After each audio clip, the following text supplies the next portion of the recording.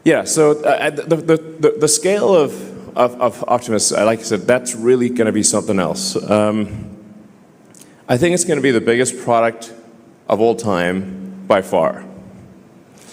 Yeah. So, like bigger than cell phones, bigger than anything. I guess the way to think about it is that every human on Earth is going to want to have their own personal R2-D2 C-3PO. So who wouldn't? But actually, Optimus will be even better than that. Like R2-D2, it's kind of would beep at you, and it's kind of hard to figure out what he's talking about. You need C-3PO to translate. But Optimus is going to be, like everyone's going to want one.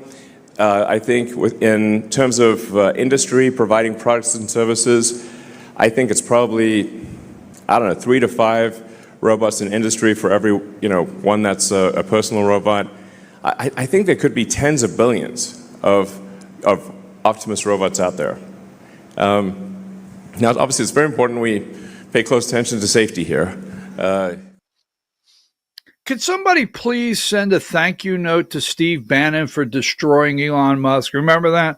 Could somebody please? Could you get a thank you note from me personally, from BKP? Thank you for destroying Elon Musk, as sarcastic as I can be, right? Thank you for the H-1B visa that now China, and I'm going to show you, now China is going to come into this country and put data centers, watch and see. And Elon Musk, the robots running around the office. Now, 69. Let's not forget, we're going to get a little further into this. After AI push, Trump administration is now looking to robots. Give me 70. We're not going to read the entire article. I'm going to jump around. 5 months after releasing a plan to accelerate the development of artificial intelligence, the Trump administration is now turning to robots. Would that be, let's see, Swami here, right? What did Johnny Carson used to do? Karnak, right? Karnak for you children's out there. Karnak, right? January 21st, Trump meets with SoftBank, Sam Altman, and Larry Ellison. What do you think that means, Karnak? 5 months later, robotics. Yeah. Commerce Secretary Howard Lutnick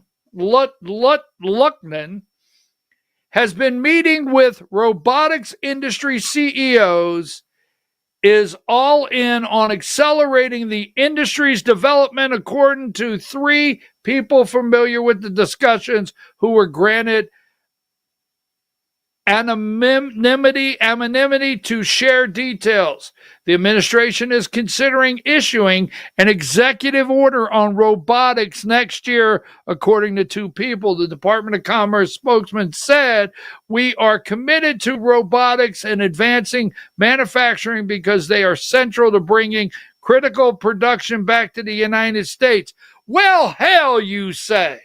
Why, hell, you say. You don't say. You mean when Trump went over there and he came back with trillions, and on this, he came back with 18 trillion and 92 trillion and 760 trillion. Why, there's so many trillions, we had to bring a plane just to bring the trillions back to invest in this country. It's going to be robots? No, say it's not so. Say that Bannon destroyed Elon. Say it. This can't be real. Look, I'm the guy that someone should be sending $100,000, no joke, to keep me right on the air. Let me put a couple research people into place and actually tell you the truth on a daily basis. It should be right here, not those Somebody send Bannon a razor and some shaving cream and get him a damn haircut. 71. Companies want tax incentives. No, hell no. Are you telling me all those or federal funding to help companies integrate advanced automation? They want tax incentives. So are you telling me that when Trump went overseas, or Brian Kemp, maybe, the governor of Georgia, went to Korea and said, I want you to bring back $1 trillion, they said, okay, but here's what we want. We want all these visas. All these visas. We want them. We want everyone. We want land for basically free. Okay? Brian Kemp's done that right here. SK Battery, right? LG down there, Hyundai. I mean, we've done it all over. You think Georgia's the only state? Tennessee, all of them. So we want free land. We want basically not to pay any taxes, and we want to bring our people. Now, BKP, you're just making some of this stuff up. Well, wait a minute. Let's go there. I've been telling you for God knows how long. Number 72. In October, we cited Chinese media that said Tesla placed a $685 million order. Now, wait a minute. They got the magnets. They got the minerals. Tesla is the leader and one of the few U.S. companies that can scale humanoids. Humanoids. They're going to put skin on the damn thing and everything. They're going to have skin in the game. Humanoids, right? Robot production ahead of the 2030. We shift our attention to China, where rare earth, why the hell do you think they're going to let 600,000 kids come in here? Why do you think that Trump went over there and met with China? What? I mean, come on, get it together, America. Now, as we continue, let's see if there's anything over there. Let me just throw this into the play factor. Semaphore, number 79. Okay. State level AI regulations. I keep telling you, if you don't watch this and you don't listen to what we're telling you, not that damn long-haired, won't shave, probably stinks of, that I have to calm down. I got to calm down, okay? Not those people that's sitting in the Pentagon briefing room listening to this little 20-something young lady come out and not get anything.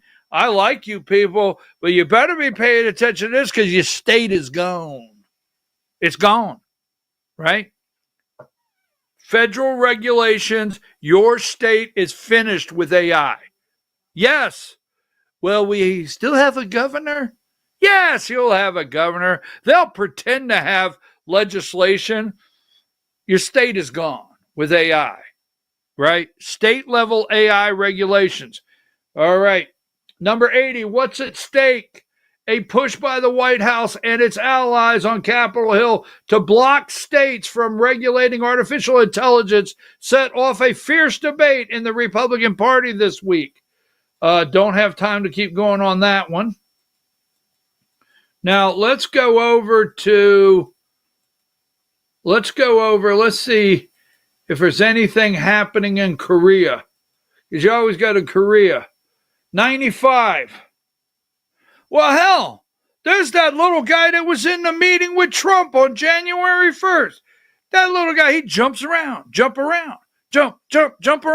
Right there he is, SoftBank. SoftBank CEO meets Lee, warns AI could soon outsmart humans.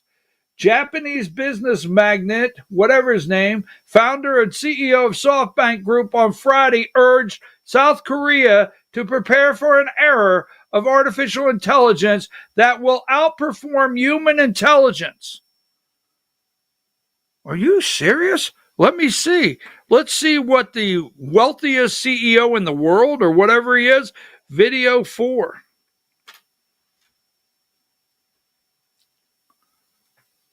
more and more of knowledge in the world will be generated synthetically going forward. Until now, the knowledge that we have are knowledge that we generate and we propagate and we send to each other and we amplify it and we add to it and we modify it, we change it. In the future, in a couple of years, maybe 2 or 3 years, 90% of the world's knowledge will likely be generated by AI. That's crazy. I know, but it's just fine. But it's just fine. I know. And the reason for that is this. Let me tell you why. Okay. It's because what difference does it make to me that I am learning from a textbook that was generated by a bunch of people I didn't know, or written by a book that, from somebody I don't know, to knowledge generated by AI computers that are assimilating all of this and resynthesizing things. To me, I don't think there's a whole lot of difference. We still have to fact check it. We still have to make sure that it's, based on fundamental first principles, and we still have to do all of that, just like we do today. SoftBank CEO warns AI could soon outsmart humans. The education is not going to be necessary. It's not. I mean, I don't know. I'm a grammatical nightmare. I know that. I get that. I can't, I have difficult spelling words because I transpose letters all the time. I read things and I stumble. I hear Mrs. Perry say, sound it out. I get that. But my real concern, because I love to study, read, research, and I'm not, I'm pretty good. I'm not too bad. Okay. But instead of judging my grammatical missteps, I'm worried that 20 years down the line that we're going to have a generation of total idiots. I'm maybe not total. I don't know if they'll be able to read, write. I don't know. I seriously don't. By time these robots and they start doing the medicine and everything now. So we're going to give them land. We're going to give them no taxes. Are they going to bring their people 96? I don't know why I read Korean papers. I don't know why I do it. I read Korean. I read Russian papers. I read European papers. What does that say? U.S. Embassy opens fast-track visa services for major Korean firms and partners. Well, no. I thought Bannon put an end to that. I thought they crushed Elon. U.S. Embassy opens. This is the Korean Herald. U.S. Embassy opens, and this is December 5th, 2025. Just so you know, it's not old news. For visa services for major. I think President Trump will probably, in my opinion, thank Brian Kemp for his help in Korea. Brian and Marty, they got a lot of friends over there. Yes. And I think he will, the governor of Georgia, by endorsing Derek Dooley. Here it is. The U.S. Embassy in Seoul on Friday launched a one-step fast-track visa service for major Korean conglomerates. Did I get that correctly? Let me try that again. Excuse me. Major Korean conglomerates. I may have gotten that correct. Investing in the United States and their partner firms, aiming to lift persistent hurdles their employees face in obtaining short-term visas for work. Now, so I'm going through there 102. So yesterday, data centers, electricity, what we're going to need for AI, all of these politicians are not touching this in any of the campaign. Now, we will have the Georgia hour momentarily, but in Georgia, we've got a governor's race. We have a lieutenant governor. We've got an AG. We've got people running for Congress. We've got people running for state house and state senate. I hear no one talking about protecting Georgia's rights.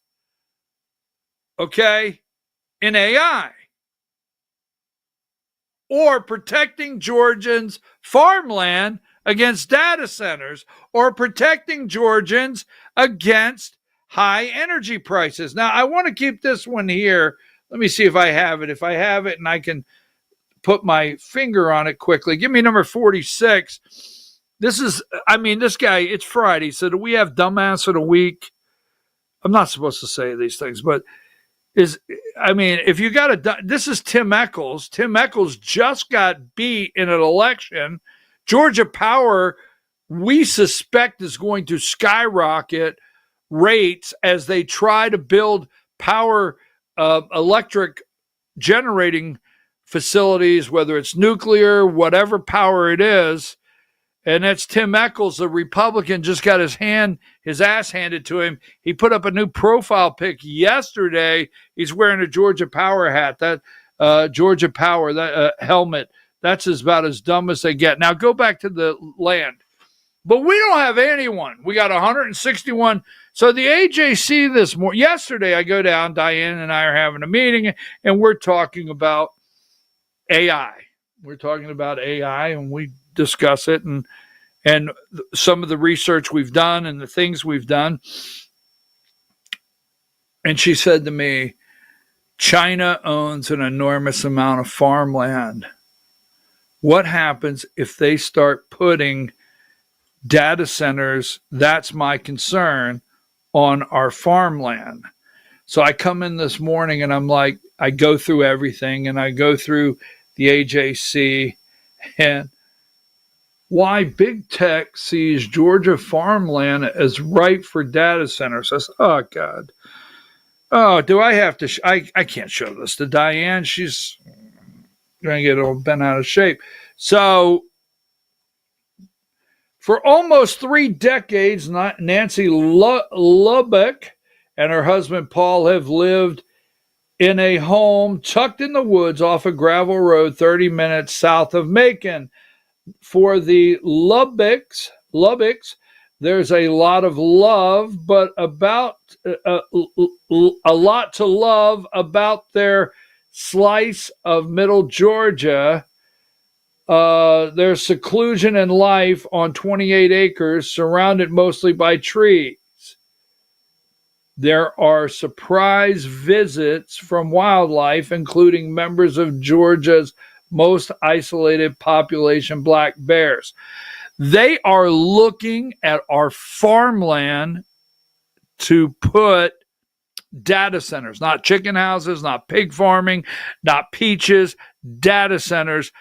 Diane, you started sending me stuff. You asked me yesterday, do you have, whatever, I told you to put it together. You can put it up on there. So whatever you have there, you can put up now as this farmland. Who are the largest farmland owners in the United States? Who, Diane? Who are they? Bill Gates. Interesting.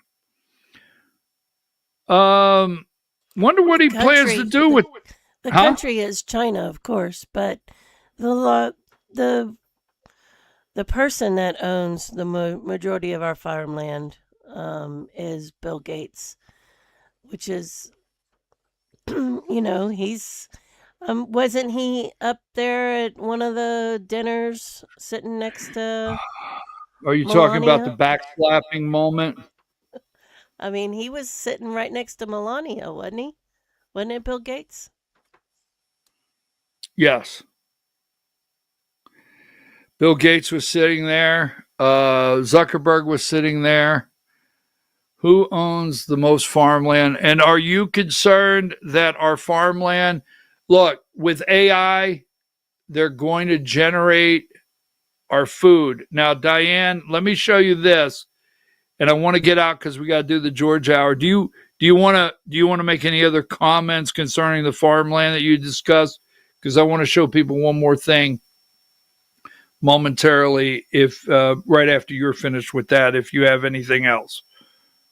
Well, I was just looking through this website. It's landapp.com, landapp.com, and it basically goes into what our farmland is going to be for. It's going to be for data centers. This is another. These are a bunch of articles on that website, and learn more about data centers and the leasing land for data centers. So our Air Force is leasing unused land for data centers. The data centers on federal land. So they're coming. And I told you yesterday that the immigration stuff is mute compared to the AI that's coming. And we can stop the immigration, we can't stop AI. That's Valid point. There you go. No, that was a great closer. We can stop the immigration. You're not stopping this. Now, there's two things I want to connect to this that I didn't this morning. But I'm not going to say what Diane may not realize what she brought up. There's a reason why Bill Gates years ago went out, Microsoft, and bought out almost all the farmland he could in the United States. And you say, well, did he project data centers? Yes, but what he really projected was generated food, okay? That's what he really projected, was creating computer-generated food. That's what he projected. And to do that, and what they've been researching for years, now it came out that, I don't know, I don't want to get into it as a factual thing, but it came out Campbell's soup may be like 3D generating chicken for their soup. I don't know, right? Now, if you think they can build a robot that will run, a robot that can do this, you wait and see what they're going to do with the food. Now, there's one other thing that's going on. Give me 137, and I know you find it humorous. I do, when he calls it the fat shot, all right? But let me tell you what's really going on. And when I say really going on, see, Medicare negotiates price cuts for 15 drugs. We like that. We want that. There is a lot of hype about the ACA. There's a lot of hype right now that we have to fix healthcare. What they want to do, the reason they're blowing up all the healthcare discussion, all of it, right now, in front of you like a bomb, is because when it all explodes and they put it back together, it will then fall under AI. Absolutely. You think AI is only going to build cars? You think AI is only going to lay bricks? They're going to. You think they're only going to pick the watermelons out of the field? Absolutely. No. Medical, we talk about this all the time. Period. Medical journals are being dumped in now. So when healthcare explodes and they put it back together and they sell it to you and I, as now we've solved it, it will be under AI. And this is another thing. There's a reason why vaccines have exploded. Now, they hate this man here. Give me 171, right? Give me 171. They hate this man. Now, the reason CDC panel to vote on guidelines changes, number 170, Robert Malone. Now, I'm not going to tell you that these people are not trying to do good things for us.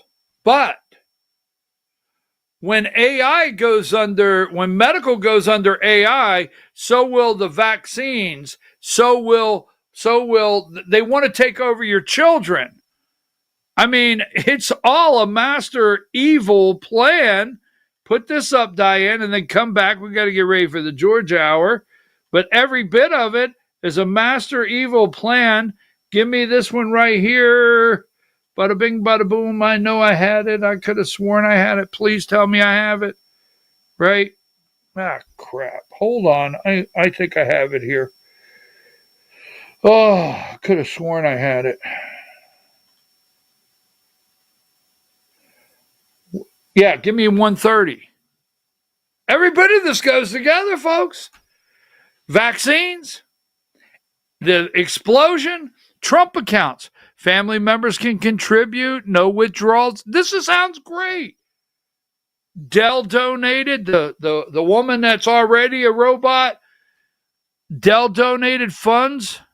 Every kid in America born next year, this is your basic income. This is the start of it. Well, boy, doesn't it sound great. Doesn't it sound great they're going to fix healthcare? Doesn't it sound great that they're addressing vaccines? You know what vaccines are going to come to? Personal.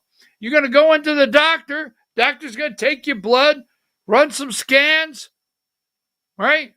Put everything in, and he's going to say, look, downstairs, they have your shot. We'll have it up here. They're going to give you a shot. They're going to personalize your vaccine. Yes, they're going to. And they're going to put vaccines together to alter things. See, that's why you're talking about hepatitis B. They're giving you the shot. Nobody has hepatitis B. Why can't you test the mother?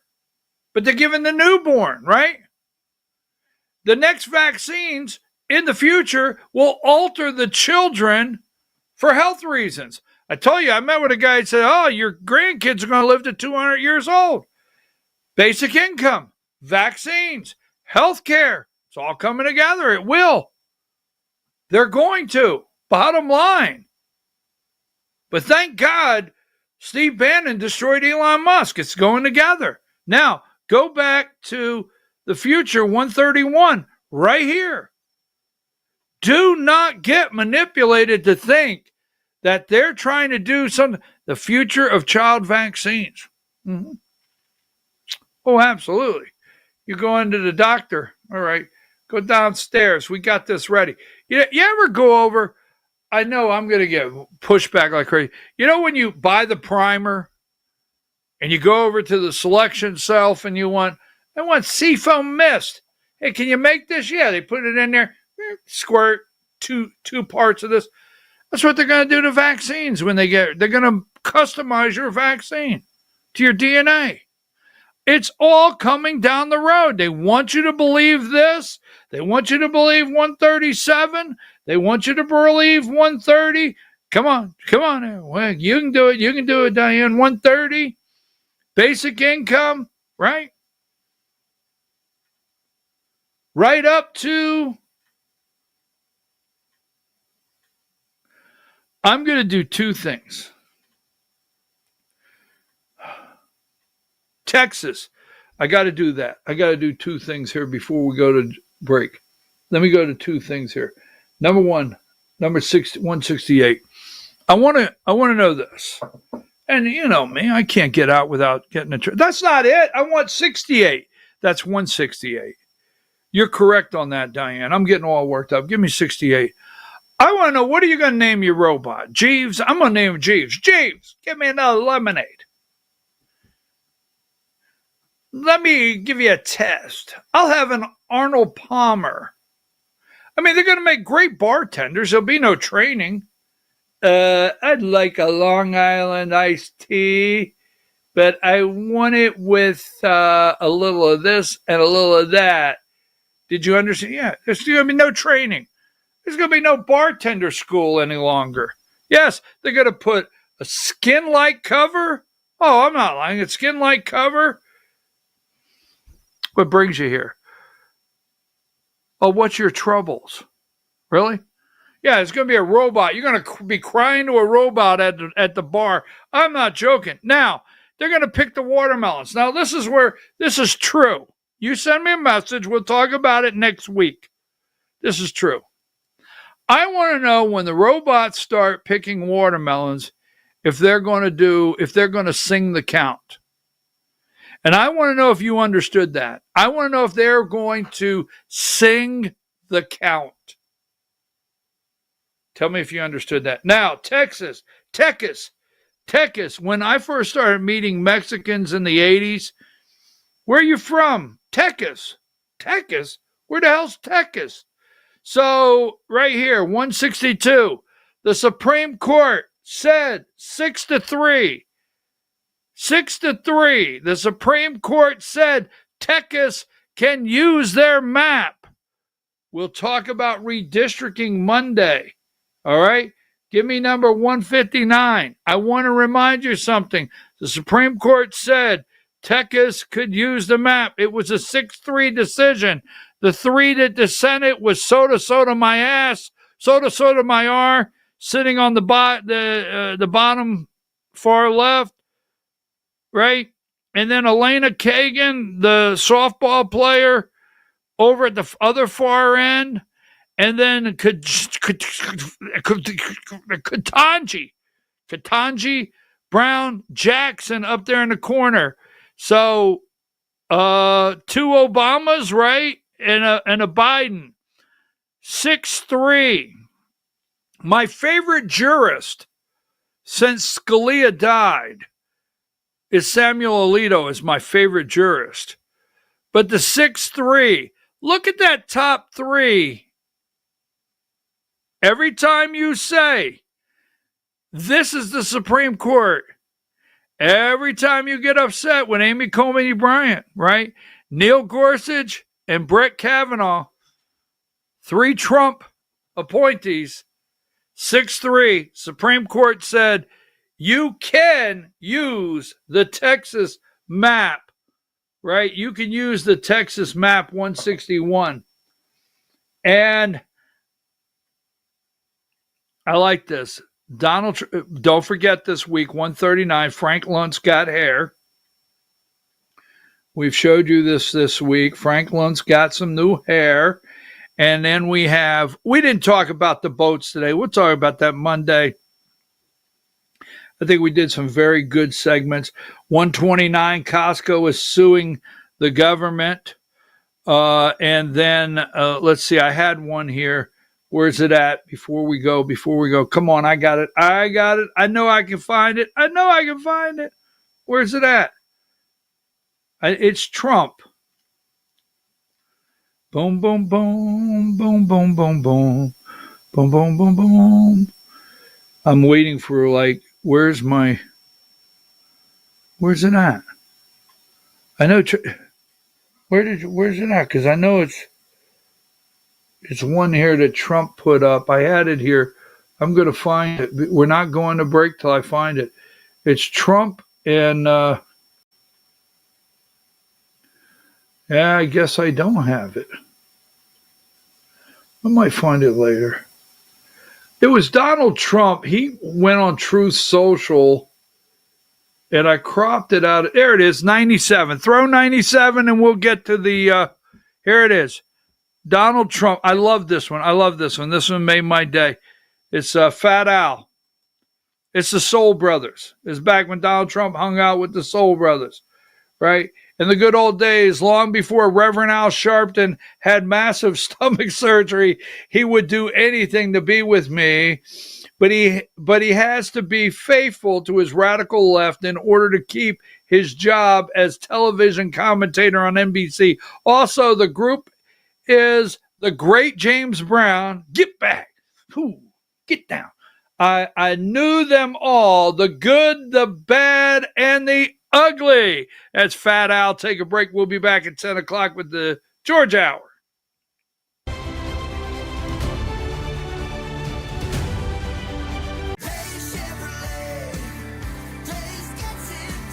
Days Chevrolet in Jasper. It's last call. Your last chance to save $11,500 off Silverado 1500 and $9,000 off Silverado 2500 crew cabs. Don't miss this last call and save $11,500 off Silverado 1500 and $9,000 off Silverado 2500 crew cabs at Days Chevrolet in Jasper. Days Chevrolet. Days gets it done. Together, let's drive. Larry's Body Shop in Ellijay. Family owned and operated since 1978. The latest in cutting edge digital technology and state of the art equipment allow our iCard Gold Class certified technicians to restore your vehicle. Our second to none customer service will work directly with your insurance company. Major accident or minor fender bender. We take the dents out of accidents. Larry's Body Shop, North Georgia's #1 body shop. Visit us at collisiondecision.com. Why give your money to liberal media companies? Put your marketing needs in the hands of a conservative marketing professional and start getting results today. FYN Media Group, one of the top digital marketing agencies in Georgia, specializes in website design and hosting, social media promotion and management, and so much more. Visit FYNmediagroup.com or call 706-889-3564 for a free consultation. Welcome to El Rey Azteca Mexican Restaurant. We invite you to indulge your senses with our from-scratch authentic Mexican food. Whether you are hungry for fajitas or the El Rey Azteca burrito, we offer a wide variety of fine Mexican dishes, drinks, and desserts. Our inviting patio, indoor seating, and bar has a seat for everyone. So come to El Rey Azteca for delicious food, great drinks, good friends, and loads of fun in a casual and friendly atmosphere. Ladies, when you wear elegant jewelry, you become a force to be reckoned with. You shine brighter than the stars in the sky, and your inner beauty radiates like the sun. So embrace the magic, embrace the elegance, and let your jewelry be a reflection of your true, authentic self. My friends over at North Georgia Diamond know what a woman wants. Go see them for the perfect gift. And remember, when it comes to elegance, there's no such thing as too much. Come see us at North Georgia Diamond. We're igniting passion one sparkle at a time.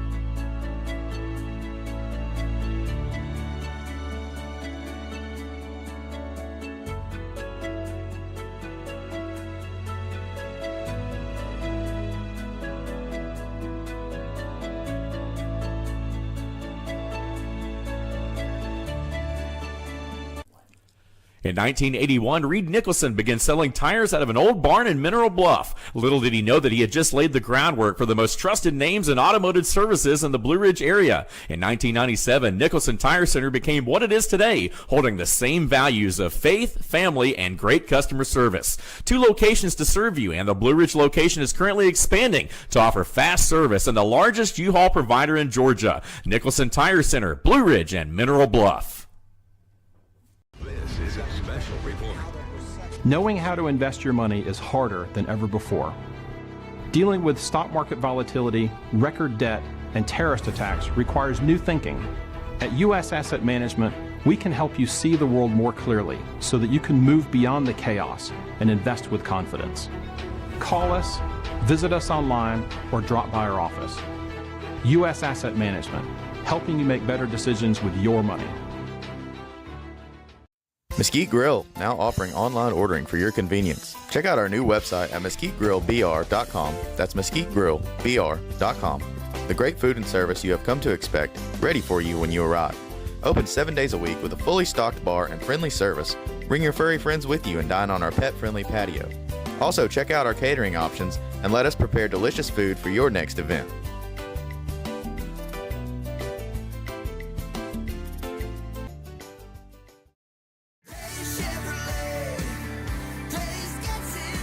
At Days Chevrolet in Jasper, it's last call. Your last chance to save $11,500 off Silverado 1500 and $9,000 off Silverado 2500 crew cabs. Don't miss this last call and save $11,500 off Silverado 1500 and $9,000 off Silverado 2500 crew cabs at Days Chevrolet in Jasper.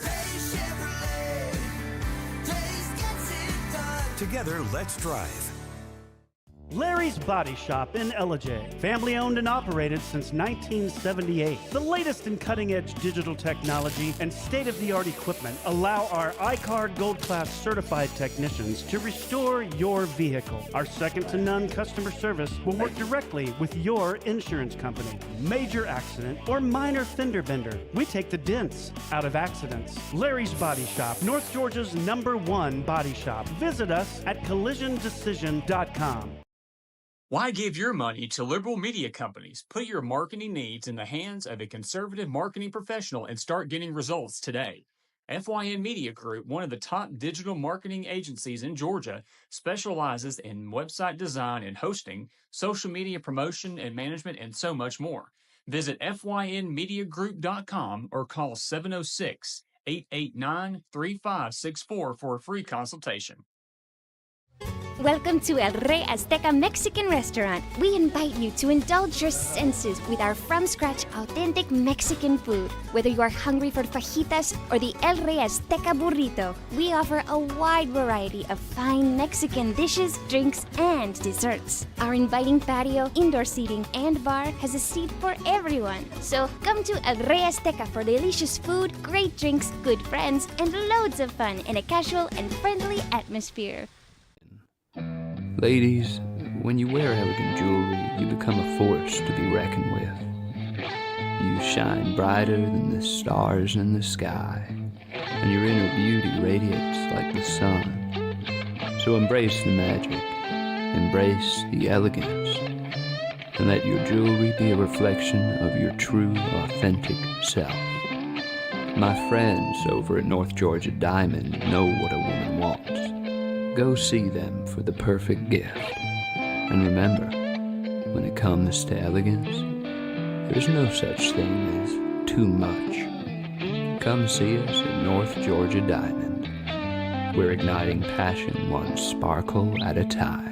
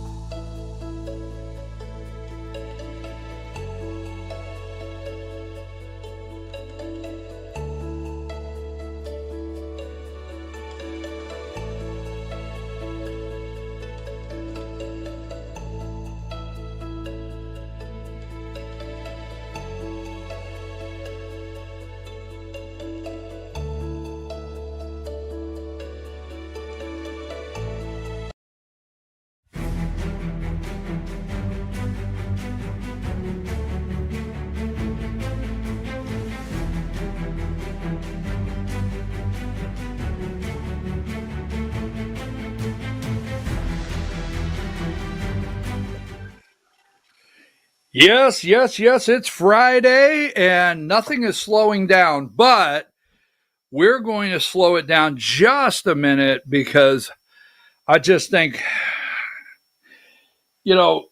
we have viewers on this show that you just don't realize. Some of the people we have that are in this state, just amazing people that have done some really big things that when you meet them, you're like, I didn't realize you were part of this or part of that. And it's great. And I want to highlight someone today. And I'm going to say this before I do. I'm your host, BKP. And if I get another, roll tide. So this is the show where I'm going to tell you I love everybody. I'm going to go out with the I love everybody. It's Christmas time. But if you text me one more roll tide, it's going to be a problem. Now, let me show you some of the things we're going to get into. I'm your host, BKP. It's time for the Georgia Hour, 12/5/2025, 20 days till Santa Claus comes to town. You better not pout. You better not bitch. But whatever you do, you better not be doing it. It's 10:02 in the morning. Hi. The Georgia Hour brought to you by voiceofruralamerica.com. Now, yesterday, this is large. So I'm going to give you three things that we're going to focus on. I can't focus on the AJC article that broke on Jaquan quite yet. I've got some work I got to do on that. And as you well know, I don't, that's the Assistant Secretary of the state of Georgia caught in a sting operation, allegedly trying to meet up with a 14-year-old boy. And he resigned immediately his position at the Georgia GOP. But yesterday, I showed you this, and it's actually a very big deal. Right here, 82. Now, yesterday, the First Liberty, let's go 52, and then 82. 52 first. So we have the GRA in Georgia, the Georgia Republican Assembly. We have the Georgia Republican Assembly PAC, a political action group.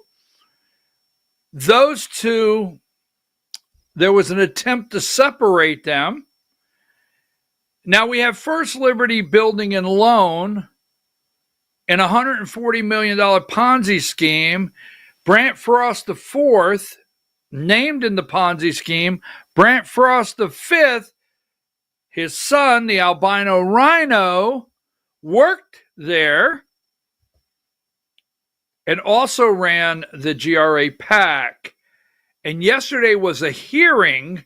There was a hearing yesterday, okay, to tie the GRA and the GRA PAC together.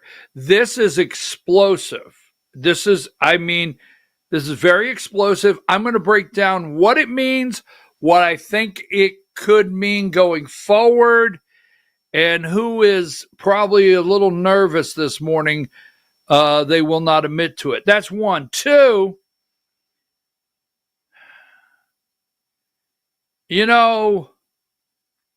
when you're campaigning, you like that candidate that's a man of the people. 100. A man of the people. Now, MTG is not quite a man of the people, but this was, when I say an event, this was a people standing up against Vanguard, BlackRock, the globalist, trying to put this natural gas field together. We'll get to that in a minute. In Murray County, her district. This is some serious campaigning. This is caring about the people in Georgia. This, to me, looks just like some campaigning in the 14th District of Georgia. Her district. Why care? I'm going to tell you what I think. Now, before we go there, now, usually they do these kind of things at the bottom of the hour. So you don't want to leave. You want to stay here because we're going to go through every bit of this. But first, I want to highlight this because it was just so, yesterday it was just so touching, and I think so much of it. I want to highlight this guy here, video 18, before we go any further this morning. From 98 to 2018, I had the privilege of annually producing the official video, The History of the SEC Championship Game. But my connection to this historic game began back in 92 when I was a producer at Sports South. Then Commissioner Roy Kramer had what was labeled by many as a crazy idea. They were convinced that this was the end of the SEC. We would never have another national championship after that time. Coach Solage could tell his story better than I, but the first year he called me up complaining. He said, I won 11 games. I'm 11-0 and I haven't won anything. What the hell are we doing playing this game? He split the SEC into two divisions and staged the first real conference championship game ever in college football. That first night at Legion Field in 1992, number 2 Alabama outlasted Spurrier's Florida Gators 28-21, and the dynasty of December drama was born there in Birmingham. I was there for those first two championships, 92 and 93, though they were cold, rainy games, and one year I was at the very tippy top of the bleachers on the, the Gators side. It just didn't matter because the tradition and history of that venue just gave you chills anyway, as one could sense the spirit of Bear Bryant in that fedora just looking out from the end zone over his Crimson Tide. The game then moved from Birmingham to Atlanta in 1994, then eventually from there to Mercedes-Benz Stadium after they imploded the Georgia Dome. It just was outdated. And there I am at center field at the Benz, trying to get the best shot of the legendary coin toss. I got to do that many years in a row, and I also got to run out with teams. It was a lot of fun every year. Got to do some behind-the-scenes work with the coaches, signing the footballs. It was always a time that I look forward to go down there for 3 days and just spend my days in the bowels of the stadium looking for anything I could gather up to make what I was producing much more significant, kind of behind the scenes, as the shirt says, behind-the-scenes crew. But this game has crowned legends and decided national titles. And if you're one of those folks saying, yeah, who cares about this game anymore since the playoff system started? There's also an opportunity to win an SEC championship. Does that matter? Does anybody care about that anymore? Trust me, somewhere up in Tennessee, 96-year-old Roy Kramer, who's still with us today, he just heard you say that. And Commissioner Kramer's not very happy with you. Say what you will, this is still the toughest, loudest, most electric ticket in December. After all, this is the SEC Championship.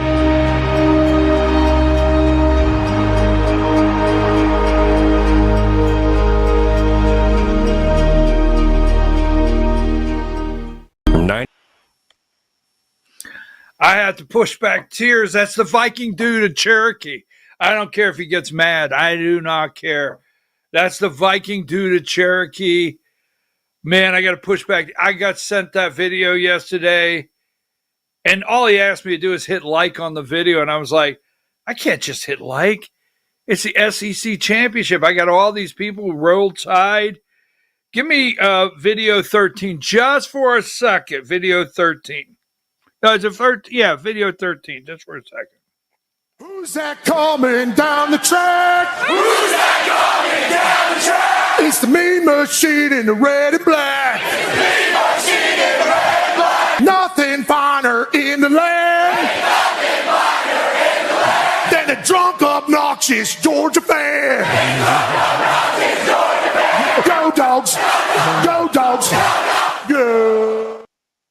I love hearing my mom say drunk, obnoxious Georgia fans. I love hearing her say that. Hold on a minute. We're going to get serious. I promise we will.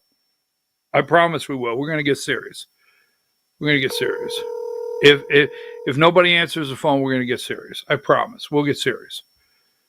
I promise.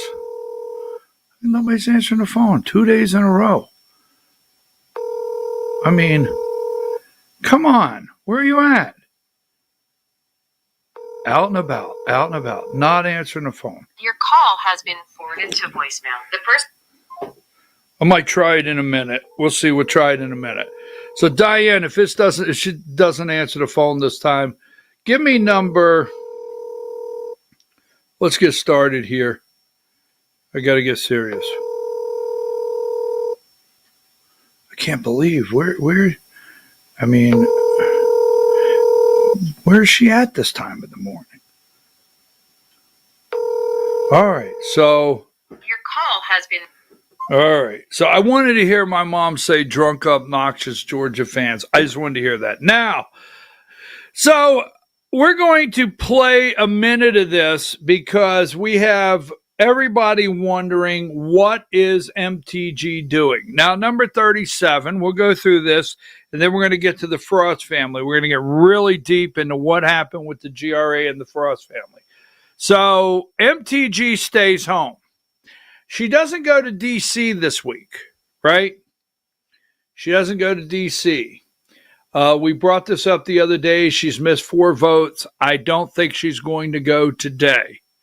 So she decided she's resigning. She decided she's resigning. She's decided she won't finish her term, leaving the 14th district open. Donald Trump has pulled the endorsement from her. I said if she ran, she was worried about her security, that if she ran again in the 14th, she would win, even though Donald Trump pulled the endorsement. Donald Trump then, after pulling the endorsement, calling her a traitor, going after her, right? I got a message one day said, well, I wonder why, if he's going to kick her boyfriend out of the Oval Office. Give me video 11. I'll tell you when I want to come back.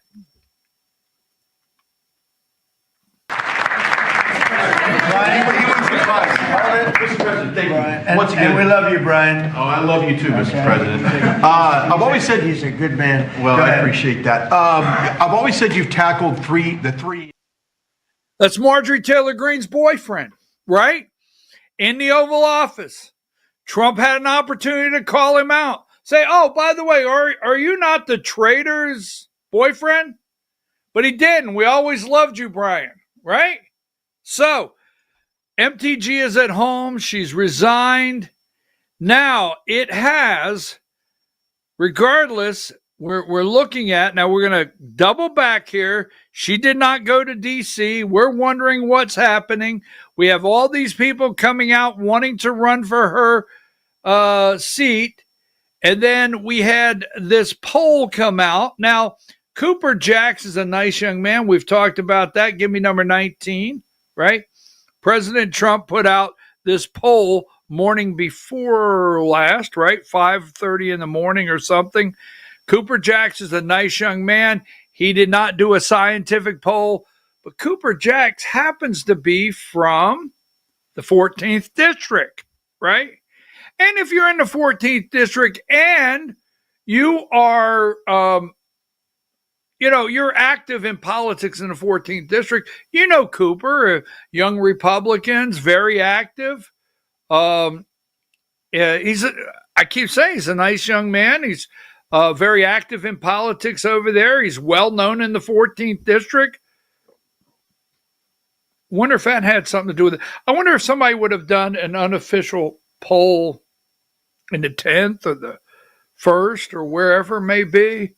Oh, by the way, can we get somebody keeping an eye on Candace? She is very upset.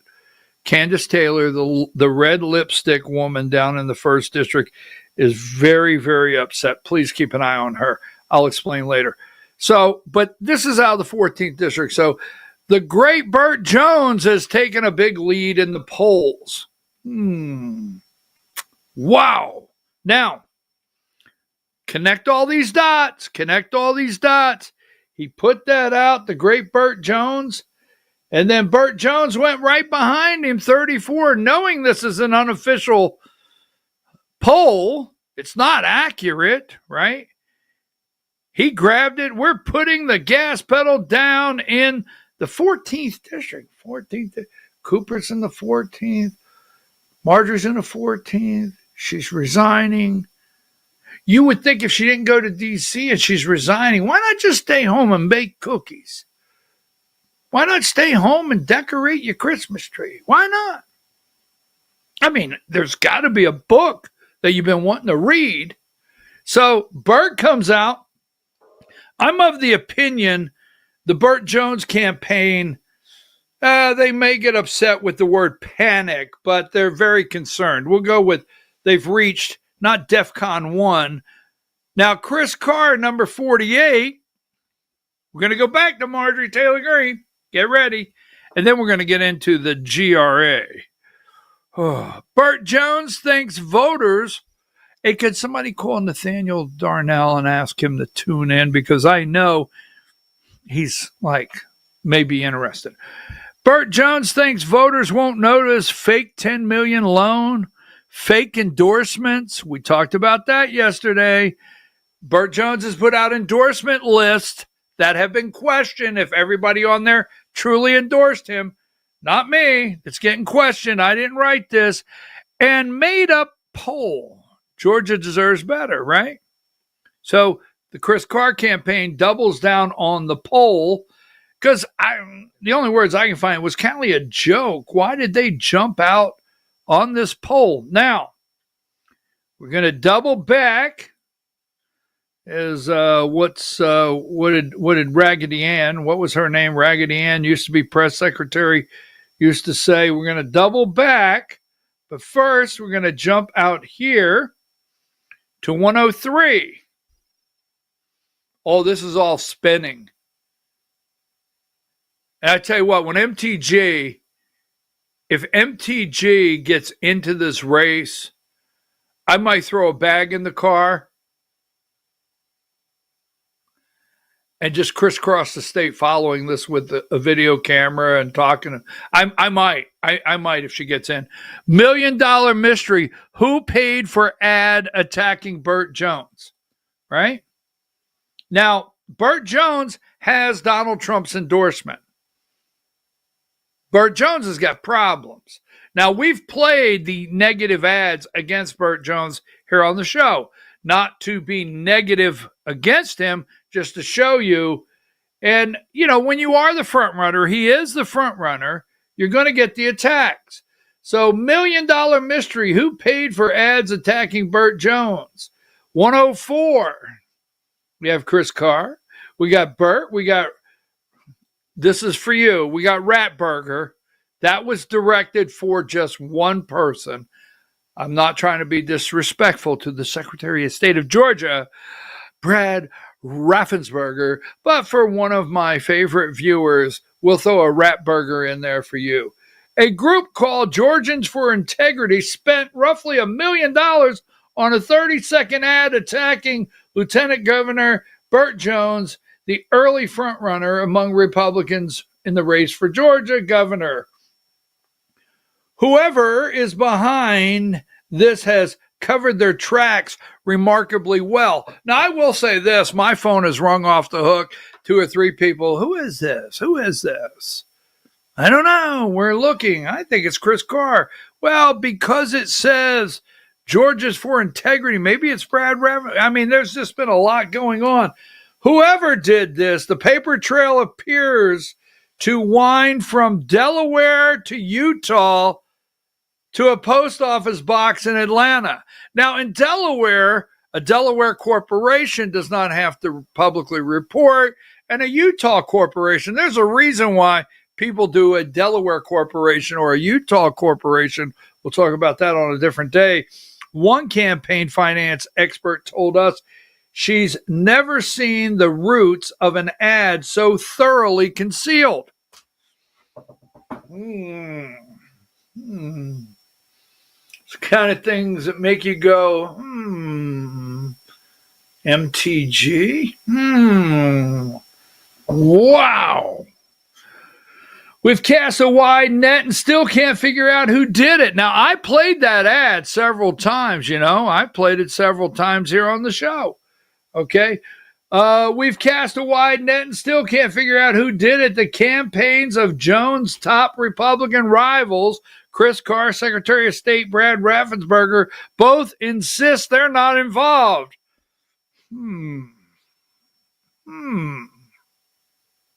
Clark Dean?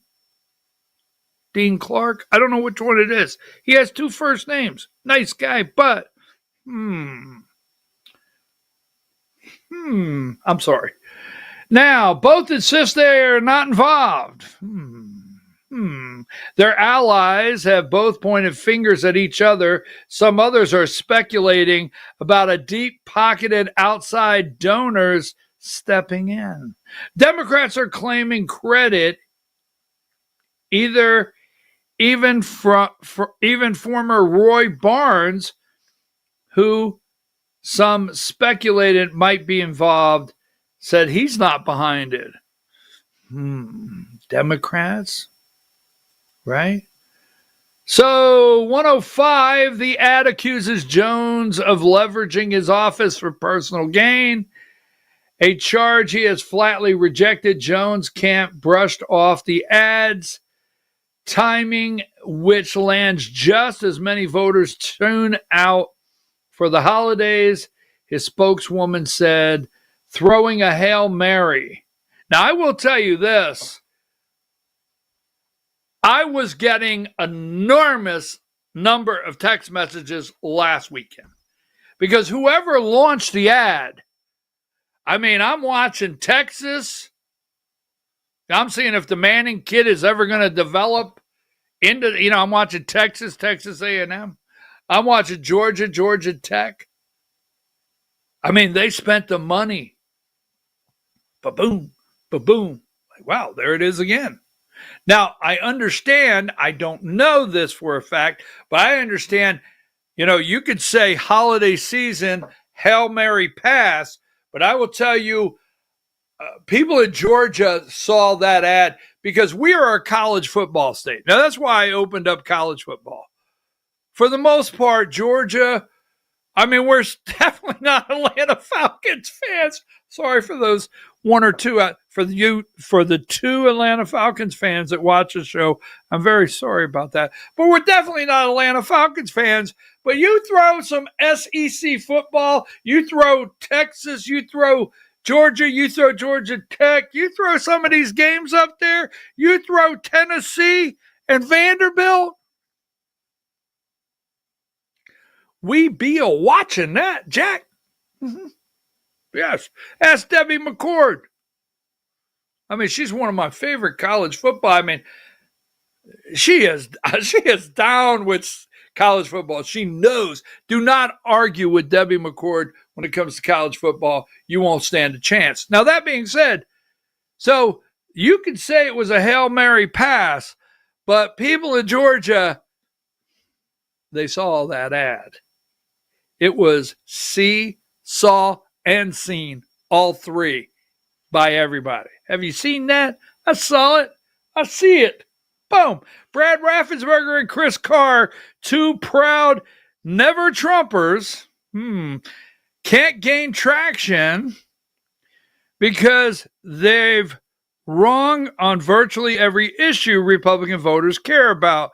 She said, let them burn through their cash. We'll stay focused on delivering common sense solutions that actually move Georgia forward. Now, I'm going to tell you something, okay? More and more every day. All right.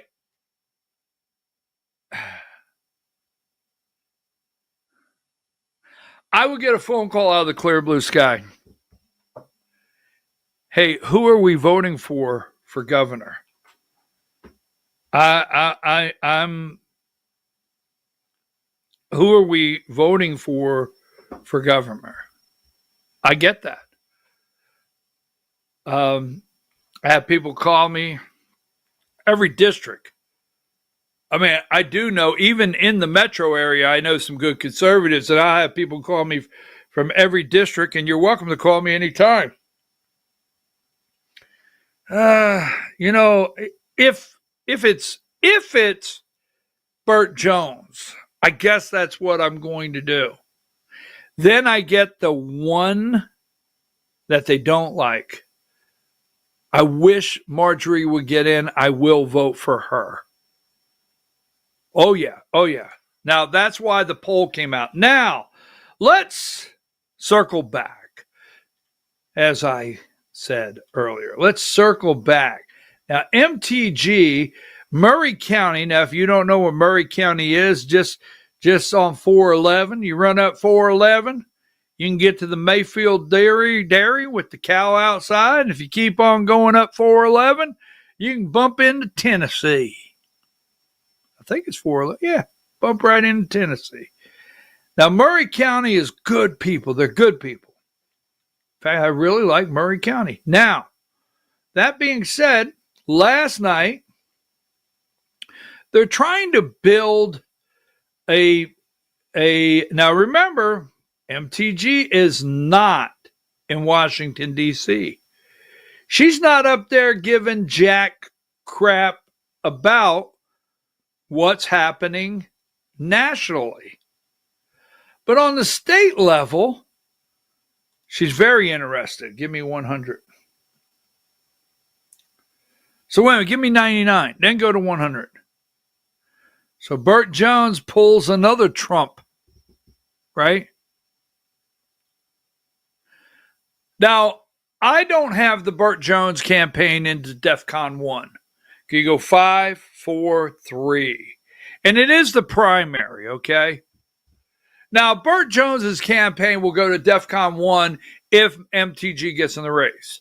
And I always say this, please watch the program knowing all I do is talk about politics. I'm not going after anyone. This is a fact. So the Burt Jones campaign is probably only down to DEFCON 4 because it's going to go from 4 to 1 when MTG gets in, or it's going to go from 4 to 2 if she gets in. And then once the first polling numbers come out, that's when there's going to go DEFCON 1 and they're going to wet their pants. I'm serious. So Burt Jones, for some reason, now if you go follow, here's where I'm coming from. If you go look at his X patterns and what he retweets and what he says, it's not that he never, or his campaign never puts out anything about Donald Trump. But right now, there's a real strong emphasis of reminding people I'm the Trump guy, right? From the polling data to I'm the Trump guy. Trump says this is my guy, right?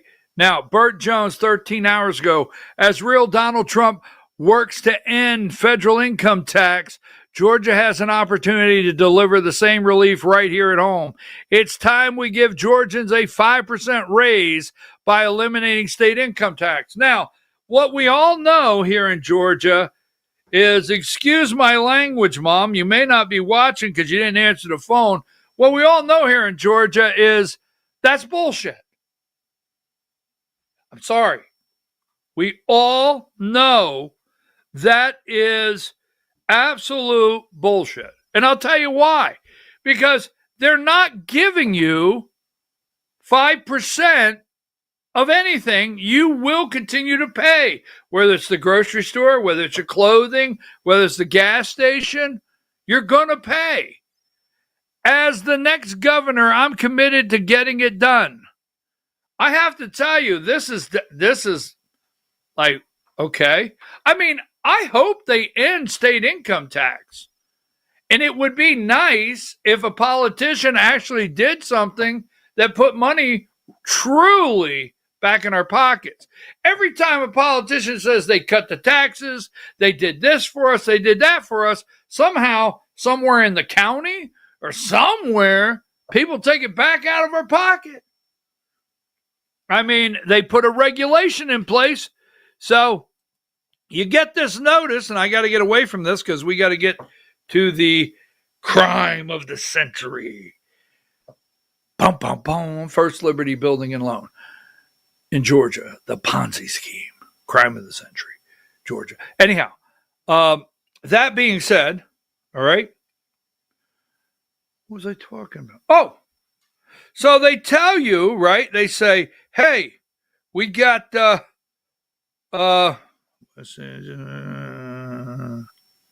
okay. We cut your taxes. Okay. That's great. Now, this is just an example. So don't go look for the law or anything. Hey, my taxes are cut by $100. That's great. Right? I just got a new quote on my insurance. It went up $160.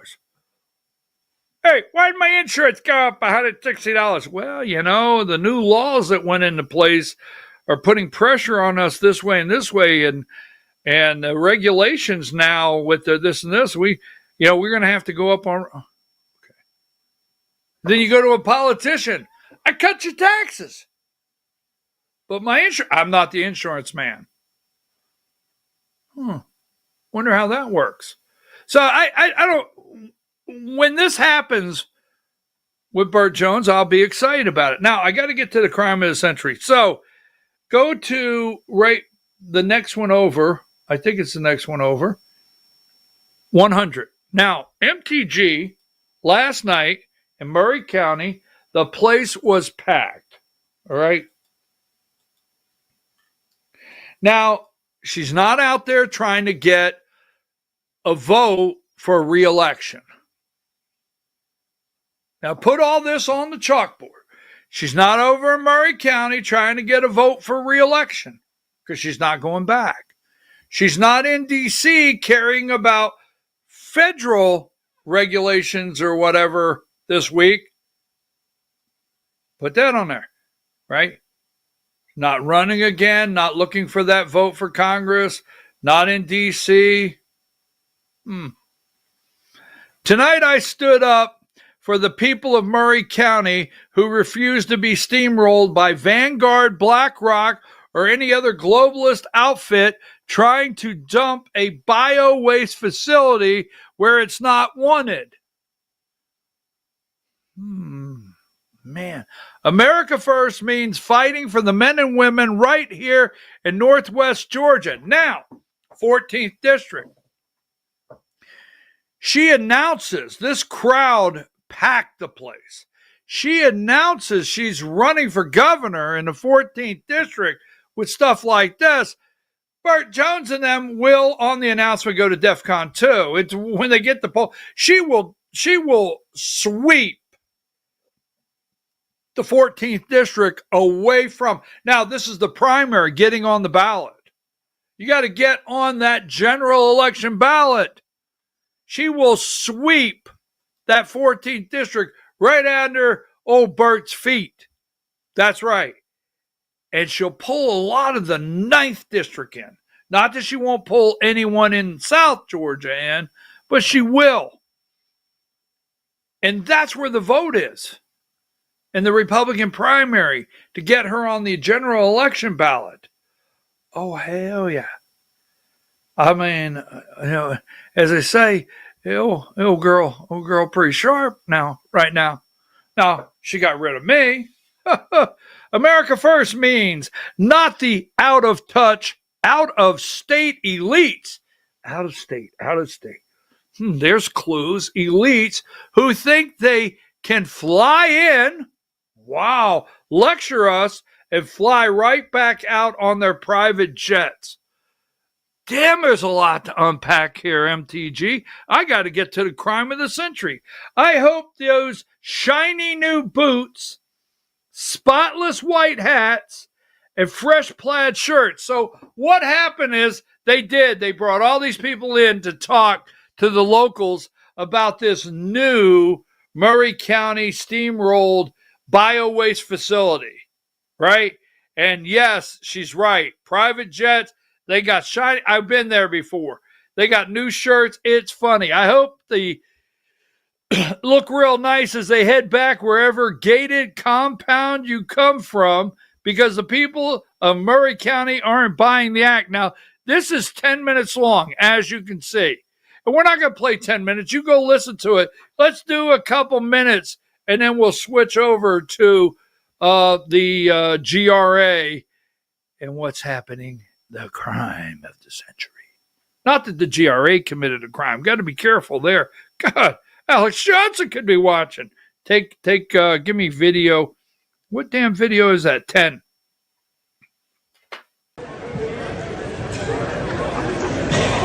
My name is Congresswoman Marjorie Taylor Greene. I'm here tonight in my official capacity, representing the good people here of Murray County and Chatsworth. And I just want to start with, bless your hearts. I stood over there and I listened to every single one of you talk, and the first thing I noticed is I looked you up and down and I thought, boy, those boys went out and got plaid shirts just for this meeting.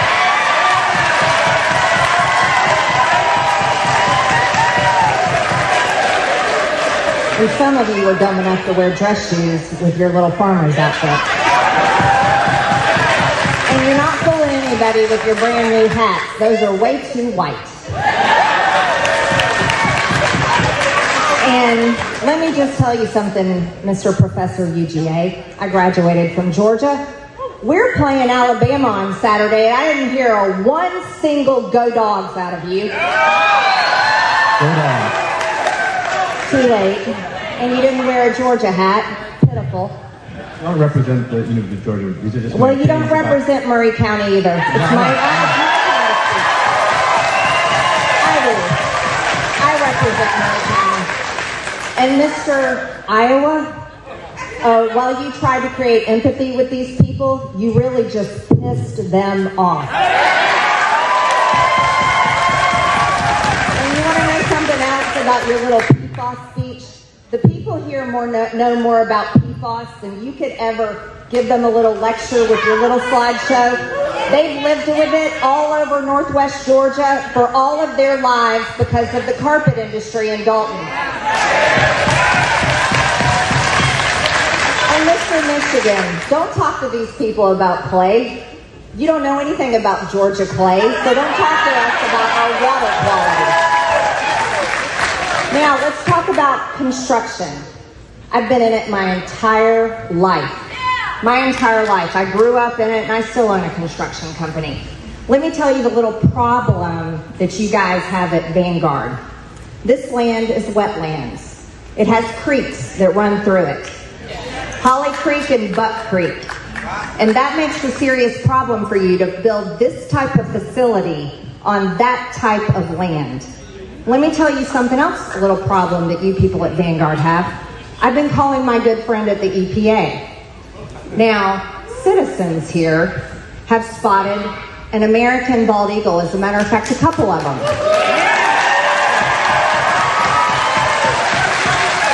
And this is where my role comes in. Those are federally protected species. And DNR is currently actively looking for their nests. All right, that's 10 minutes long. The boys, Bert, Clark Dean, shiny white hats, Chris Carr will not be able to stand on the stage with this girl. Because this girl will whoop those boys' ass on a stage. I'm just saying. Now, oh my God, you sound as though you support her. Do you support? No, that's not what I sound. I'm just laying it out. She let them know, go dogs. Now, take that down. we will keep an eye on this. Go watch the whole thing. She stood up for Murray County. She may be just over there standing up for Murray County. Maybe, right? We'll have to deal with that one later. Now, let's get to this very quickly, and then we're going to spend the next 14 minutes or 15 minutes on GRA, I promise. But here's 110. Now, Candace made what I believe. Candace Taylor made a deal, and here's what happened, okay? This is what I think happened, okay? Because Candace Taylor is the one that I guess took Travis Bowden up on the template. I'm not 100%. They didn't show of me to remove me from the Georgia Republican Party. I've been told that, but if you get accused of something at the Georgia Republican Party, they're not required to let you see what the accuser made a statement. They're not required to do that. I've never gotten that. But I was always told it was Candace Taylor. Now, Candace is running for the 1st Congressional District down there. And it's of my opinion that, through Jacqueline McCoon, and this is just my opinion, Jacqueline McCoon, Sally Grubbs, Ginger Howard, or Hal or Howard, whatever her name is, I don't know. The lady that, the Georgia Peach, it just goes Southern Belle as can be with the clothing store. Whatever her name is, Ginger Howard. All right, anyhow, Vicky Consiglio, Josh McCoon, Sally Grubhub, the whole list. Now, my understanding is what you have to have is you have to have the right people carry you to D.C. and say, this is who we're backing. That's how it works. I mean, it's virtually not impossible, but close to it. If you do not get that, this is how it works. So I really think Candace Taylor thought when she ran in the 1st district to replace Buddy Carter, she was going to get ushered right up to the White House, a picture with Trump, a picture with Mike Johnson, and this is our MAGA prize. And I do believe she was led to believe that. And it didn't happen. I actually feel bad for the girl. I really do. I feel bad for her. I mean, I actually do. Because she's been duped into believing this is her chance. I mean, maybe when she runs for mayor. So, Jim Kingston, the apparent Republican frontrunner, he's got the money. He's been tapped. Is an open GOP leaning coastal Georgia seat, held a D.C. fundraiser. He's got the backing of Brian Jack. He's got the backing of Georgia Ag Commissioner Tyler Harper. All right. Now, give me number 111. Jim Kingston. Steve Scalise, Tom Emmer, right? Joe Wilson. She's like, and then you have special guest, Congressman Austin Scott, Rick Allen from Georgia, Rick McCormick, Brian Jack, 4, right? Then you have the host, the Home Depot PAC, Council of Insurance Agents PAC, National Chicken Council. The Chicken Council was there, and he goes like this. I'm with the Chicken Council, right? Pruitt Health.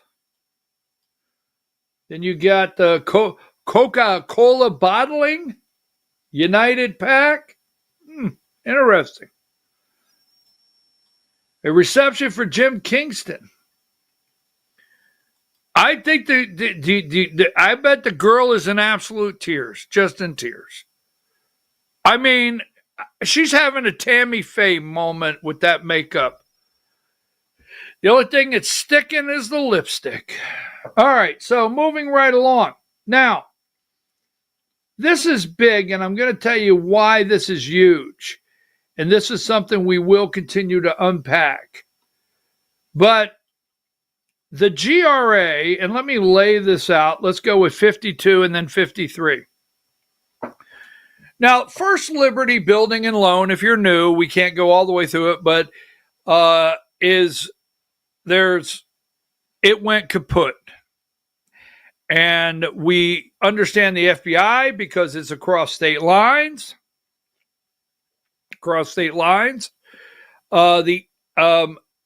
The Security and Exchange Commission, federal investigation. The Secretary of State of Georgia, investigation.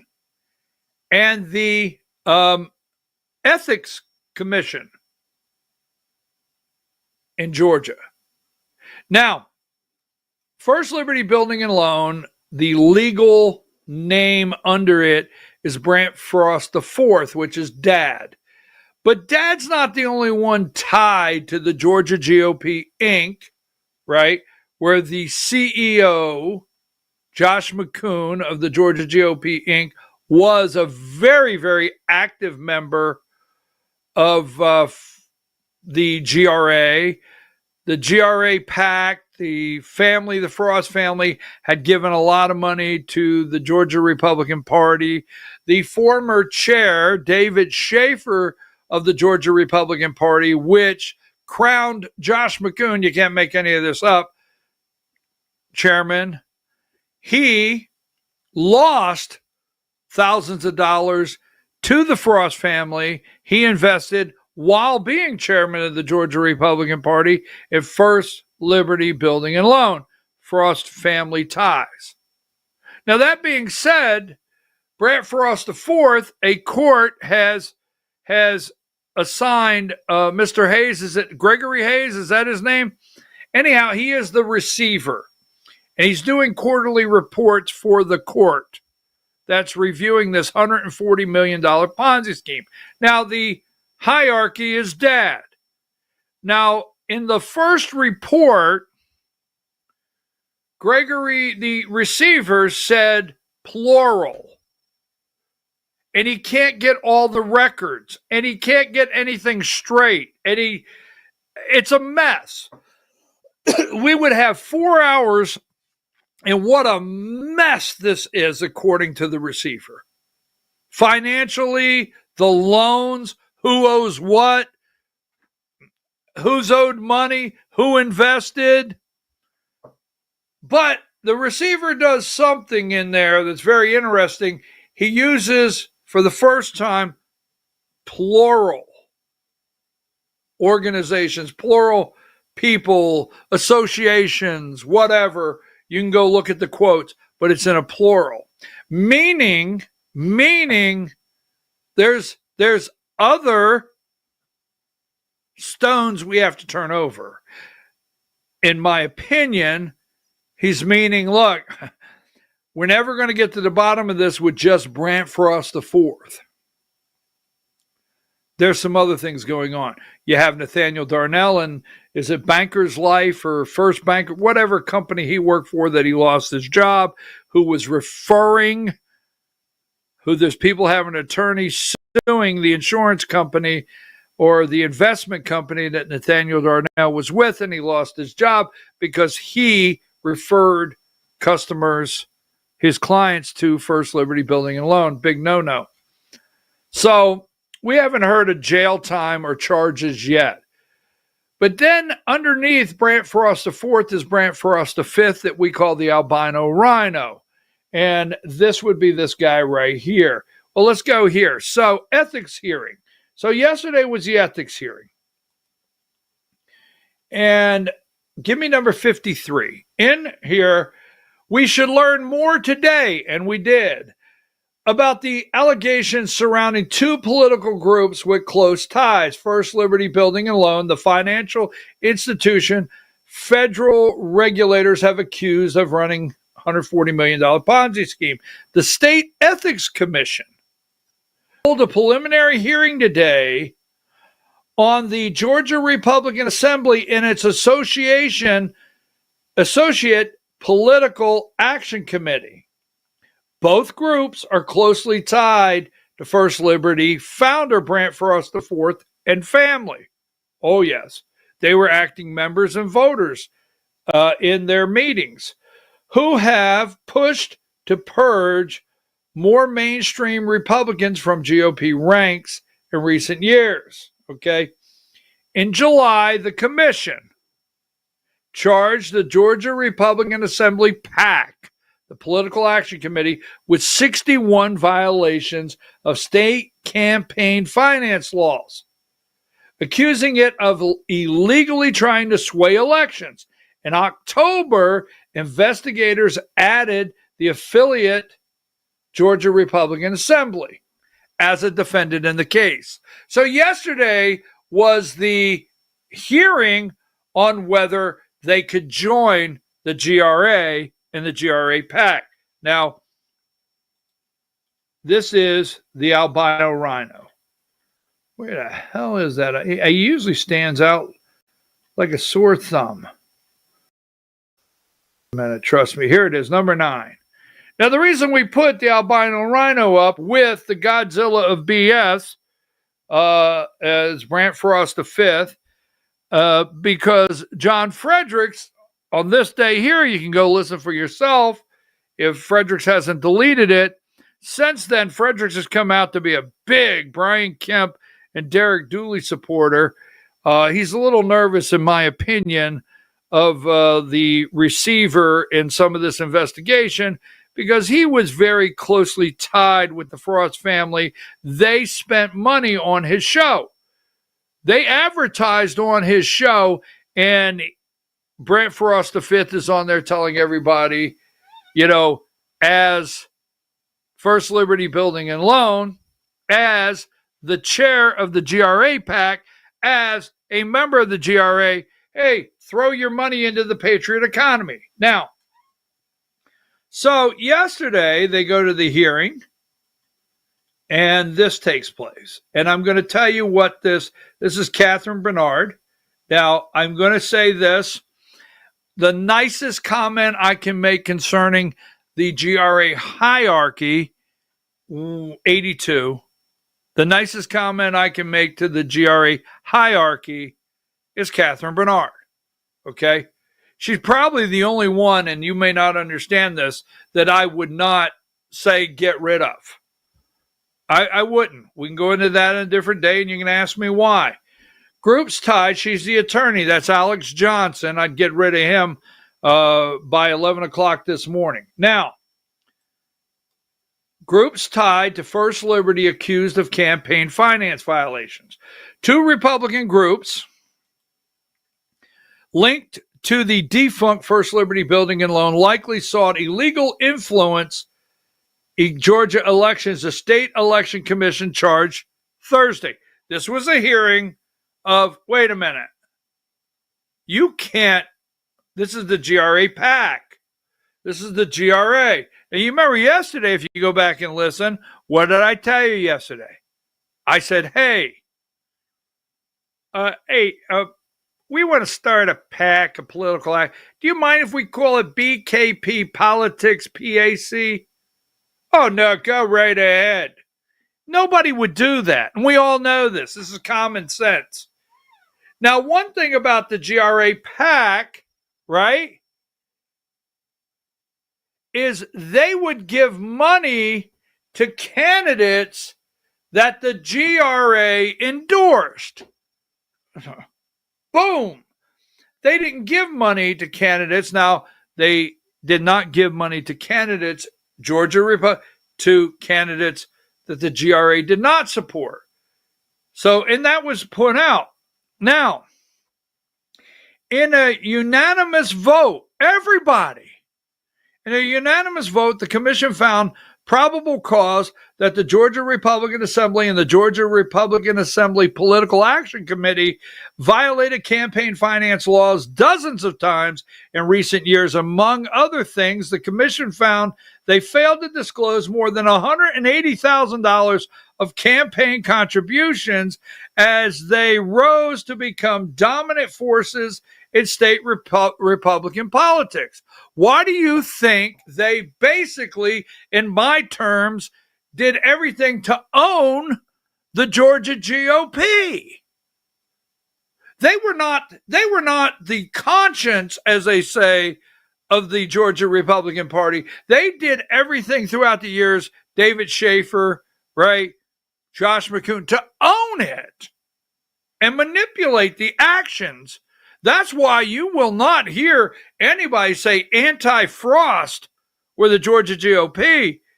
I mean, throw someone a shovel and start digging, you might run into something. All right. Dominant forces now. Give me 83. In a written response, the GRA PAC conceded that the Ethics Commission had probable cause to believe it violated campaign finance laws, but the Georgia Republican Assembly contested the charges, saying the two organizations are independent and shouldn't be charged with violations by the PAC. Hey, you can't bring us into it. I have to tell you, someone is crazy as hell if you don't think all this group is together now and controlled. 84, number 84. The GRA PAC was not operated in a way that the Georgia Republican Assembly had any factual or legal control over its actions, GRA attorney Catherine Bernard told the commission. I can understand why your attorney would say that, but that's not true. But the Ethics Commission disagreed after hearing the evidence of close ties between the groups, which shared many of the same board members. So you're up there and you're like, okay, boom, boom, boom, GRA PAC. Boom, boom, boom, GRA. GRA PAC, endorsed candidates. Give money to those candidates that you direct the PAC to give money to. But you're not tied together. Whew. All right, so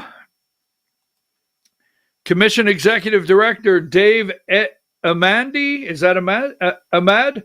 Said he was pleased the commission ruled there was ample evidence support allegations that these groups broke the law by illegally influencing election results over the number of years. Number 85, we're almost done here, and then I will break down for you as I get ready to start the weekend. Thursday's commission action is the latest fallout from the collapse of the Noonan-based First Liberty this past summer. Federal officials have accused First Liberty of operating a $140 million Ponzi scheme. Some investors say they lost hundreds of thousands of dollars. The federal investigation continues, and the Secretary of State's office is also. Now, you remember, I think the FBI, because they haven't named it because it's across state lines, I think there's mail fraud. The FBI, it's federal. There's the state Security and Exchange Commission investigation. That's federal. There's the Secretary of State's office, and then there's the Ethics Commission here. Now, 86.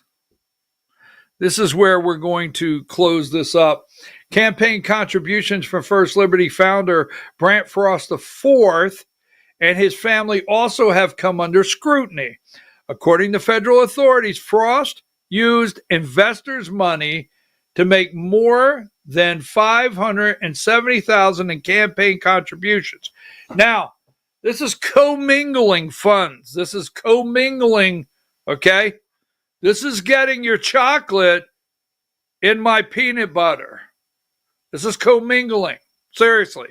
This is where it's going to start connect together, because what this is going to do, in my humble opinion, as not an attorney, but a pretty bright guy, that's just the arrogance for those out there that are mad, is I think this is going to give a clear opportunity for what I call discovery.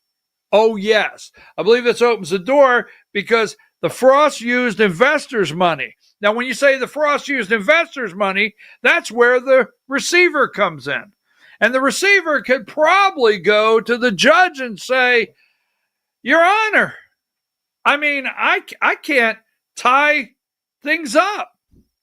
I'm going to ask you to allow me to go inside the GRA, to go inside the GRA PAC, to go into some of their personal stuff. That's the only way I may be able to tie some things together to find some resources to give back to these. It's possible.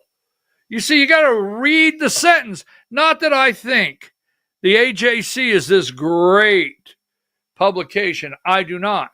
But I know the story well enough to know where to stop or where to correct the AJC. You see, when it says First Liberty Building and Loan, Federal Authority, that the Frost used investors' money. Wait a minute. And the Frost, Brant Frost V, the Frost contributed to the GRA. Frost were members, long story short, more than $1.4 million in contributions on campaigns from coast to coast. Number 87, the Georgia Republican Assembly has also come under scrutiny. The group has pushed a far right-wing agenda. I had no problem with that. That has challenged more traditional conservative Republicans. Frost's son, Brant Frost V, ran the GRA PAC. Georgia law requires groups that spend money to influence elections to I'm not Chuck Schumer. I'm not going to say elections to register with the Ethics Commission and disclose their spending. In July, the Ethics Commission charged the GRA PAC with failing to register as an independent political committee, failing to file required campaign reports, and failing to disclose campaign contributions. They didn't give a shit. I mean, it doesn't matter who's out there. They flat did not give an SHI asterisk about any of it. They didn't care. Why, we're the Frost family. Why, we're the GRA. Why, we're Alex Johnson. Why, we're Nathaniel Darnell. While we are blah, blah, and blah. And, you know, whether you realize it or not, in a roundabout way, some would think we own the Georgia Republican Party. In October, the commission added the parent organization as a defendant to the case. The commission has changed both groups. The commission has charged both groups with 50 violations of campaign. On Thursday, Catherine Bernard argued they are separate groups with separate bank accounts. Now, this is important, very, very important. We're separate groups with separate bank accounts. Now, the reason this is very important because the subliminal message is if you're going to go in the GRA's bank account, you can't come in our bank account. Wait a minute. Maybe I should try that again. If you're going to go into GRA PAC and you're going to dig into their banking and open those doors, we have our own bank account. You can't breach. You can't tie us together. You can't do discovery in hours. That's what separates us. But they disagree. Yes, they do. Oh, there's going to be a lot of people angry with me because this is just the truth. She said the GRA has no control over Political Action Committee. Number 88. Sorry, Diane, we're going to roll just a minute here. Ethics Commission attorney Timothy Baywall, 88, laid out evidence that showed close ties between the groups. He showed they have common leadership and cited examples of the GRA raising money for political action committees. The GRA raised money for them. They even cited examples of the GRA officials directing the PAC to spend the money on specific candidates. This is the GRA. This is the GRA PAC. The same person answering that damn phone. Yeah, I want you to take that money and give it to so-and-so. Sure thing. I'll get it out this afternoon. Thank you. They're basically the same people answering the damn phone, directing where the money goes and helps get it and bring it in. Baywall said the PAC's bylaws show it could only spend money on candidates the GRA endorsed and who were members of the GRA.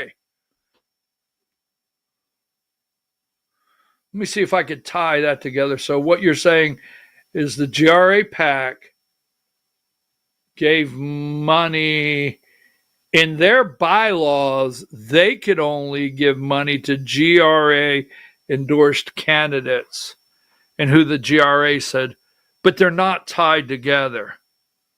Huh. That's interesting. This is operating like closed shop, the attorney said. It's operating like same person answering two phones. The board's finding of probable cause means the commission will continue its investigation. If the commission ultimately finds the GRA and its PAC violated campaign finance laws, now they're together. The investigation is together. They did tie GRA and GRA PAC. No matter what they tell you, Alex Johnson, they tied them together now. The investigation is both organizations. They could face substantial civil penalties. We look forward to moving forward to a full bench trial and questioning more witnesses under oath to ensure the violations of the Georgia campaign laws were held accountable of these actions. Earlier this year, the Libel New Georgia Project, Stacey Abrams, and its affiliates agreed to pay $300,000 to settle a case involving similar allegations. So, bottom line, and let me say this so we can get ready for the weekend. Number 9, the albino rhino. They got mad at me because I've asked Colton Moore if he's still a member of the GRA. I asked Colton Moore and the Freedom Caucus, Mallory Staples, if they have made any statements concerning these poor retirees that lost is $140 million. I want to know how many of their members know the GRA PAC and what they were doing. How many people in the GRA had the opportunity to ever ask, hey, so here's what I want to know. Nathaniel Darnell never asked Brant Frost the fourth while they were dancing, or the fifth while they were dancing at Brant Frost's wedding, or somebody was somebody's best man at a wedding. Hey, by the way, do you have copies of those ethics, election ethics violations? Our filings. Do you have any copy? Nobody ever said, hey, Brant Frost the fifth, are you filing all the papers? Alex Johnson, wait a minute, you're an attorney. You never said to Brant Frost the fifth, all those times you guys are dancing at the weddings and dancing at the parties, all those times when GRA members were up front rigging a convention, and Alex Johnson wrote, what a great convention we just had. At no time did any of you ever think to ask, hey, are we filing the proper paperwork? The GRA, you're not tied. You argue that in court. But the PAC, you're sending notice over. Did you do it in writing? How'd you do it? You're sending notice to the PAC, hey, take this much money and direct it to this candidate.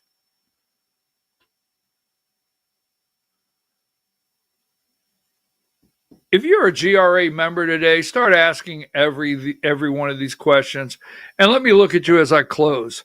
First of all, I think what this article said and what the committee did yesterday concerning tying the groups together, I think what that did is give the receiver the green light now, right, for discovery.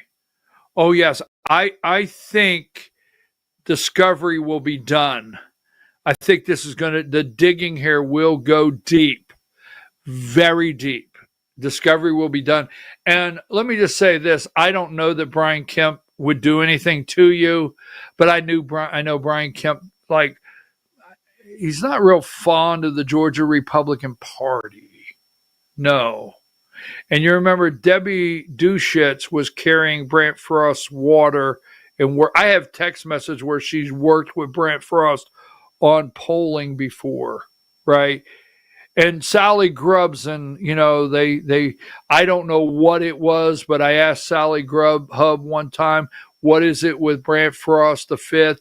And she said, they've really helped me out in the past. I don't know what that meant. I don't know, right?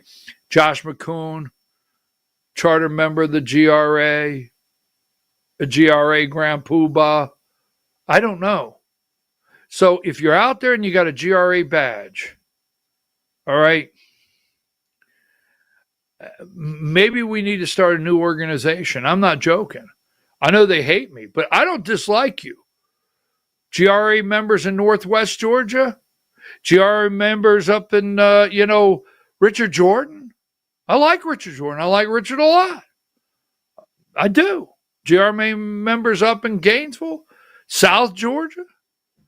I mean, Field. I like him a lot. Maybe we ought to come together and have a conversation on, getting the hell away from that damn mess and starting something clean. Now, I want to do this, Diane. I know we have to go, okay? I know we have to go. I'm sorry. But would you indulge me just one more time?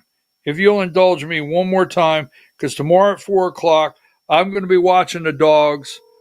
I'm going to be watching the dogs tomorrow at 4 o'clock. The SEC championship game. So, well, I don't know. I bet she's gone shopping. I bet you my sisters have taken my mom Christmas shopping. I can't get her on the phone. I'm just going to tell you. There's nothing. Your call has been. There's nothing better than my mom singing "Who's That Coming Down the Tracks." Give me video 13 so we can get out of here. Who's that coming down the track? Who's that coming down the track? It's the mean machine in the red and black. It's the mean machine in the red and black. Nothing finer in the land. Ain't nothing finer in the land than a drunk, obnoxious Georgia fan. Go dogs! Go dogs! Go dogs! They bark at everybody around here. My mom does the entire thing. I think, what is she, 83 years old? She does it. She's going to kill me. She does the entire thing. And when she goes into there's nothing better in the land than a drunk, obnoxious Georgia fan, go dogs. And she even throws the barking in the end. My mom, God bless her. Go dogs. To hell with you. You and your damn Roll Tide. We'll see what happens tomorrow at 4. That's where I will be. But I'll be back here at 8 a.m. Monday morning. God bless you. God bless America. God bless Georgia. God bless those boys with those new shiny white cowboy hats, right, MTG? Monday,